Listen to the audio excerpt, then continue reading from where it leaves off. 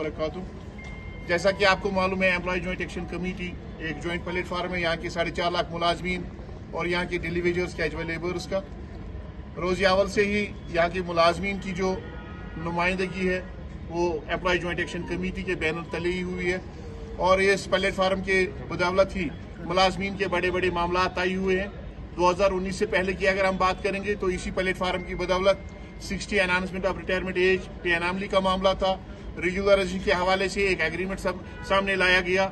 सरकार ने बहुत से मामला जो सरकार और मुलाजमीन के दरमियान उस वक्त बातचीत के जरिए से हल हुए और 2019 के बाद ये एक वाहिद नुमाइंदा प्लेटफार्म है जिस वाहिद नुमाइंदा प्लेटफार्म ने मुलाजमीन की आवाज़ बुलंद की और आवाज़ बुलंद करते रहे और हमें उम्मीद है इंशाअल्लाह रहमान ये प्लेटफार्म यहाँ की मुलाजमीन की तर्जुमानी कर रही है। ये प्लेटफार्म ये कर रहा है और आइंदा भी करता रहेगा। एम्प्लॉय जॉइंट एक्शन कमेटी ने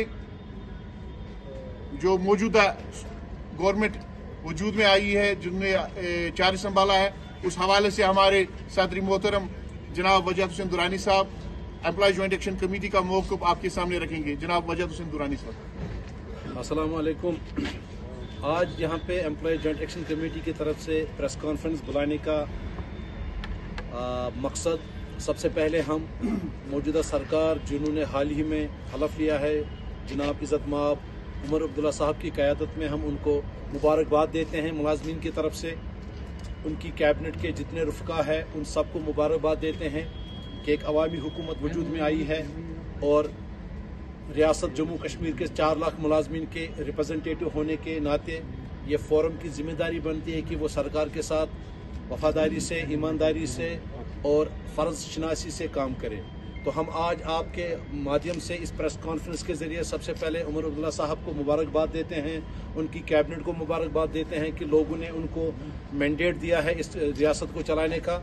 और हम चूँकि हम उनके मुलाजिम हैं, हम एग्जीक्यूटिव एजेंसी है जो सड़क पे गवर्नमेंट के प्रोग्राम एंड पॉलिसीज़ को कामयाब करते हैं, तो हम उनको यकीन दिलाते हैं कि मुलाजमीन वर्क कल्चर में इम्प्रूवमेंट लाएंगे। हम जितने भी सरकारी काम हैं उनको इंशाअल्लाह ताला वक्त पर पूरा करने की कोशिश करेंगे और हम यकीन दिलाते हैं कि employ joint action committee Omar Abdullah साहब और उनकी रुफ़का के साथ, उनके कैबिनेट के साथ, उनकी सरकार के साथ शाना बशाना रियासती अवाम की खदमत में दिन रात एक करेंगे। इसके साथ ही मैं ये भी कहना चाहता हूँ कि उमर साहब ने मुलाजमीन को एक उम्मीद दिलाई जब उन्होंने अपने मैनिफेस्टो में रिफ्लेक्ट किया एम्प्लॉयज़ के इशूज़, तो हमें पूरा यकीन है कि वो जेंटलमैन है और उनका प्रॉमिस भी जेंटलमैन प्रॉमिस होगा कि मुलाजमीन को अब किसी मुसीबत का सामना नहीं करना पड़ेगा, क्योंकि हमने हमेशा जब भी कोई डिमांड की है वो with in the ambit of law है। हम कभी भी सरकार से ऐसी चीज़ें नहीं मांगते हैं जो कानून से बाहर हो।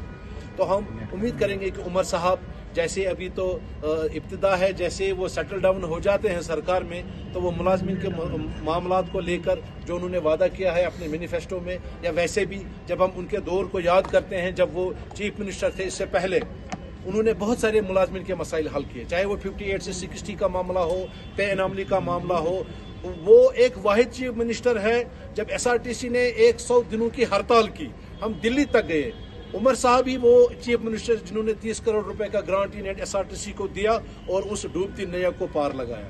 तो आज हम तवक्को करते हैं कि उमर साहब उसी तरह से मुलाजमीन के मसाइल को लेकर संजीदगी के साथ सीरियसली हमारे इशूज़ को एड्रेस करेंगे, जिनमें बिलखुसूस हमारे 61,000 डेलीवेजर्स हैं जो पिछले 25-30 सालों से कसम पुरसी की हालत में है, मुख्तलिफ महकमों में काम कर रहे हैं। जब यहाँ सरकार, इस रियासत ने बहुत सारे दौर देखे। एक दौर ऐसा था जब सरकार ही गायब थी, किसी की सरकार नहीं थी, उस वक्त सरकारी मुलाजिम सरकार चला रहे थे और ये डेलीवेजर उस वक्त अपनी जान का नजराना इन्होंने पेश किया। इन डेलीवेजरों ने उस वक्त रिस्क लेकर सरकार की पॉलिसियों को चलाया, चाहे वो PHE हो, जंगलात हो, चाहे वो कोई भी महकमा हो, R&B हो, फॉरेस्ट हो, इन्होंने वहाँ पे अपना काम किया। लेकिन बदकिस्मती से 30-35 साल हो गए, 25 साल हो गए, इनकी रेगुलराइजेशन नहीं हो रही है। हमें उम्मीद है कि सरकार पहली फुर्सत में कंसोलिडेटेड जो एम्प्लॉयज़ है, डेलीवेजर जो है, रहबर खेल है, रहबर जंगलात है, यहाँ कितने किस्म के ऐसे टेम्परेरी एम्प्लॉयज़ है, कंसोलिडेटेड ड्राइवर्स है जो RTC में काम करते हैं, जो थ्रू प्रॉपर चैनल लगे हैं, 8 साल बाद उनको रेगुलर होना था। इसी तरह जो स्कीम में लोग हैं, रहबर खेल लगे हैं, उनको कहा गया था कि हम आपको रेगुलराइज करेंगे। रहबर जंगलात है, تو یہ کہنے کا مطلب یہ ہے کہ جتنے بھی ٹیمپریری کیٹیگریز آف امپلائیز ہیں ان کو ریگولر کیا جائے تاکہ ونس فار آل یہ مسئلہ سیٹل ہو. دوسرا ایک ویج پالیسی ہو اور ایک ریگولرائزیشن پالیسی ہو جو آگے سرکار اگر کسی کو ٹیمپریری بیسس پہ اپوائنٹمنٹ کرتی ہے اس بندے کو پتا ہو کہ میں اس پالیسی کے تحت ہوں اور اس پالیسی پہ پھر عمل ہو. ایسا نہ ہو کہ کسی کو ڈیلیویجر لگاتے ہیں پھر اس کو پتہ ہی نہیں ہوتا مجھے کب ریگولر ہونا ہے, وہ ریٹائرمنٹ ایج کو بھی پہنچتا ہے لیکن ریگولر نہیں ہوتا. اسی طرح سے ویج پالیسی, کسی جگہ 20,000 لیتا ہے کوئی, کسی جگہ 10,000 لیتا ہے. کیمپا میں فارسٹ کارپوریشن میں کیمپا ہے ایک, وہ 9,300 لیتے ہیں. انہی کا دوسرا ایک ویجز آؤٹ سورس ہے, وہ 7,500 لیتے ہیں. ان کی پروموشن نہیں ہو رہی ہے. یعنی کہ ڈیلی ویجر سے لے کر گیزٹ آفیسر تک سفر کر رہا ہے اس سرکار میں. آپ نے 7th پے کمیشن امپلیمنٹ کیا, 99.9% لوگ لے رہے ہیں. JKSRTC کا ملازم نہیں لے رہا ہے, جبکہ JKSRTC کا ملازم اس وقت الیکشن ہو انہوں نے کیا, پارلیمنٹ الیکشن, اسمبلی الیکشن, یاترا اور VVIP موومنٹ, 24 گھنٹے ڈیوٹی کر کے سارے فرائض انجام دیے, لیکن پھر بھی وہ 7th پے کمیشن سے ونچت ہے. اور ہمارا ریونیو 225 کروڑ تک پہنچا جو 4 سال پہلے 70 کروڑ تھا.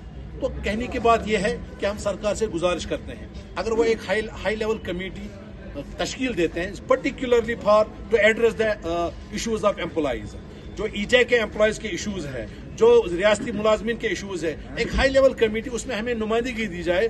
وہ کمیٹی بیٹھ کے ہمیں سڑکوں پہ نہیں نکلنا ہے, ہمیں کوئی پروٹیسٹ نہیں کرنا ہے, ہمیں کوئی جدوجہد نہیں کرنی ہے جس سے سرکار کے کام میں بادھا پڑے. لیکن ہم سرکار سے یہ کہتے ہیں کہ آپ ہمیں وہ حق دے دیجئے جو قانون نے ہمیں دیا ہے, جو کانسٹیٹیوشن آف انڈیا نے ہمیں دیا, جو لیبر لا نے ہمیں دیا ہے. اور ہمیں امید ہے کہ عمر صاحب ملازمین کے لیے ایسا کچھ کریں گے کہ ان کو سڑک پہ نکلنے کی نوبت نہیں آئے گی. اسی طرح سے بجٹری سپورٹ, PDD کو انہوں نے کنورٹ کیا, کارپوریشن بنائی, لیکن جو وہاں پہ ملازم کام کر رہے ہیں جو ریگولر ہے ان کے لیے اس وقت وعدہ کیا گیا تھا, ایک آرڈر بھی نکلا تھا کہ ہم بجٹری سپورٹ دیں گے تاکہ وہ اپنی تنخواہ اور باقی چیزیں لے سکیں. اسی طرح سے CCOP کو ڈیفنگ کیا گیا. کیوں ڈیفنگ کیا گیا؟ اگر وہاں پہ 300 400 600 لوگوں کی روزی روٹی تھی اور ان کے ساتھ منسلک جو کارخانے دار ہیں وہ اس کے ساتھ منسلک تھے. یہی سیم پوزیشن ہے ہینڈلوم ڈیولپمنٹ کارپوریشن سے. اس پہ یہاں پہ ہمارے بزرگوں نے, شیخ محمد عبداللہ صاحب نے ایک ویلفیئر اسٹیٹ کا کنسپٹ دیا تھا. یہ میں دہرانا چاہتا ہوں. ویلفیئر اسٹیٹ میں انہوں نے جب کارپوریشنیں بنائی, ان کارپوریشنوں کے ساتھ انہوں نے جو گھر میں آری کا کام کرتا ہے, شال کا کام کرتا ہے, handloom development corporation, JK industry, یہ سارے لوگ ان کو گھر میں روزگار دیتے تھے. وہ گھر میں شال بناتے تھے, یہ باہر بیچتے تھے. تو یہ کنسپٹ تھا شیخ صاحب کا کہ لوگوں کے گھر تک روزی پہنچانی ہے. آج ہم دیکھتے ہیں یہ پبلک سیکٹر کو اتنا ڈیفنگ کیا گیا ہے, جو وہاں کام کر رہے ہیں وہ بھی ان کے بھی تنخواہ نہیں ہے. یہی حال ہوا JK سیمنٹ کا, اس کو بند کیا گیا. لوگ پچھلے 40 سال سے ان کی 40 مہینوں سے تنخواہ نہیں ہے. تو میں گزارش کرنا چاہتا ہوں کہ اب سرکار آئی ہے, عوامی سرکار ہے, ان کو عوام کا دکھ درد دیکھنا ہے. ملازم بھی اسی عوام کا حصہ ہے, ملازم بھی اسی سوسائٹی کا ایک حصہ ہے. وہ دیکھے کہ کس ڈپارٹمنٹ میں کیا کیا ایشوز ہیں. ایک ہائی لیول کمیٹی تشکیل دی جائے, ہمیں اس میں نمائندگی دی جائے, ہم وہاں پہ بات کریں گے, ان تک بات پہنچائیں گے. کیونکہ کچھ ایسے مسئلے ہیں جو HOD کے لیول کے ہیں, وہ ہمیں سیکٹر لے جانے کی ضرورت نہیں ہے. لیکن جب محکموں میں بیٹھے HODs ان مسئلوں کو ایڈریس نہیں کرتے ہیں تو ملازم مجبور ہو کے سیکٹر جانا پڑتا ہے. ہمیں چیف منسٹر کا ٹائم برباد کرنا پڑتا ہے, ہمیں منتری کا ٹائم برباد کرنا پڑتا ہے, ہمیں سیکرٹریز کا ٹائم لینا پڑتا ہے. اگر HOD کے پاس کوئی چیز ہے وہ کیوں نہیں حل کرے گا؟ جب اس کے احاطے سے باہر مسئلہ ہوگا تب ہم سرکار کے پاس جائیں گے. تو ہمیں امید ہے کہ عمر صاحب ہمارے معاملات کو سیریسلی لیں گے اور جو ایشوز ملازمین کے ہیں ان کو ایڈریس کریں گے. اب میں یہ تو نہیں کہوں گا کہ اوور نائٹ کریں گے, تھوڑا سا اس میں کیا نام اس کا ٹائم لگے گا, کوئی ایشو نہیں ہے. اور ساتھ ہی ساتھ میں ایک اور بات اس سرکار تک پہنچانا چاہتا ہوں کہ اگر ہم اسی ملک کا حصہ ہے, ہندوستان کا ہم حصہ ہے, اور ہمیں کہا جاتا ہے کہ ہندوستان کا تاج ہے, تو تاج ایک ایسی چیز ہوتی ہے جس کو صاف صفائی جسم کے باقی حصوں سے زیادہ رکھتے ہیں کیونکہ وہ چمکدار ہوتا ہے. لیکن مجھے بتائیے, لداخ میں اگر منیمم ویجز 600 روپیہ ہے, 700 روپیہ ہے, 800 روپیہ ہے, کشمیر میں, جموں کشمیر میں 310 روپیہ کلو.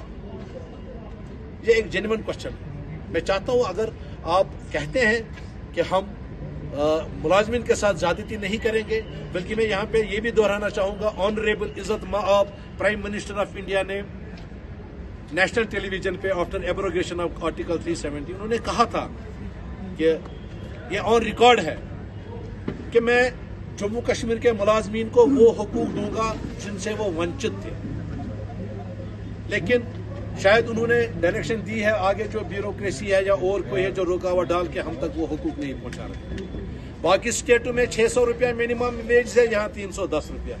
ہم اسی لیے میں نے کہا ویج پالیسی اور ریگولرائزیشن پالیسی, یہ اس قوم پر ایک احسان ہوگا اس سرکار کا اگر وہ ہمیشہ کے لیے اس مسئلے کو ختم کر کے ایک ویج پالیسی لائیں گے اور ایک ریگولرائزیشن پالیسی لائیں گے, تاکہ نوجوانوں کا, پڑھے لکھے لوگوں کا روزگار بھی بنے اور ان کی زندگیاں تباہ نہ ہو.